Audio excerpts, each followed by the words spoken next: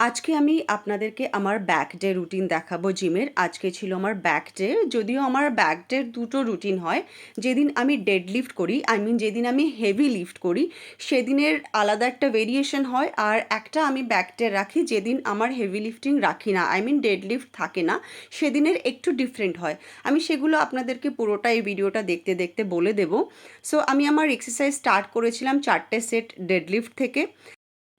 আমার 4টে set deadlift শেষ করার পরে আমি এখানে বেন্ট ওভার রো করছিলাম। এটা আমার সেকেন্ড এক্সারসাইজ এটার আমি 3টে সেট করেছি রিপিটেশনসগুলো আমার ছিল 15, 12, 10 এরকম করে।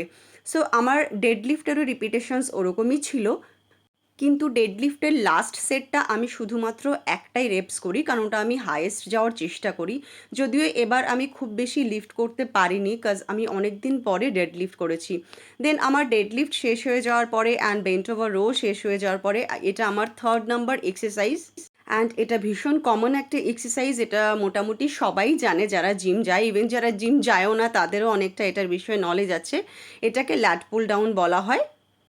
আর ল্যাট পুল ডাউনও আমি 3 সেটসই করি। আমি ওই যে শুরুতেই বলেছিলাম যে আমার ডেডলিফট যেদিন থাকে ব্যাক ডেতে, সেদিন আমার বাকি ব্যাকের ওয়ার্কআউটগুলো একটু ডিফারেন্ট হয়।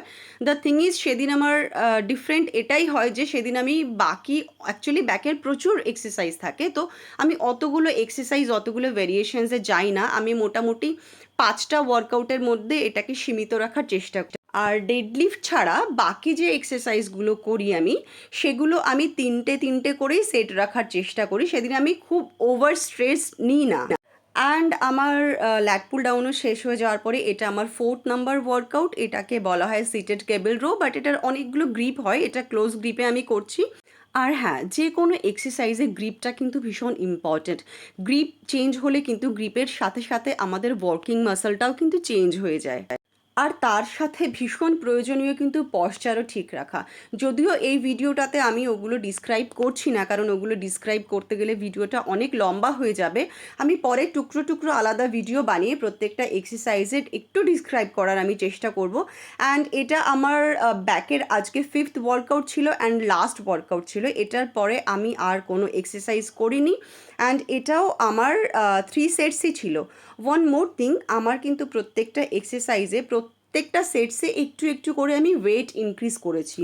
আর এটা ভীষণ প্রয়োজনীয় যে এভরি সেটসে আপনি একটুখানি করে ওয়েট ইনক্রিজ করবেন।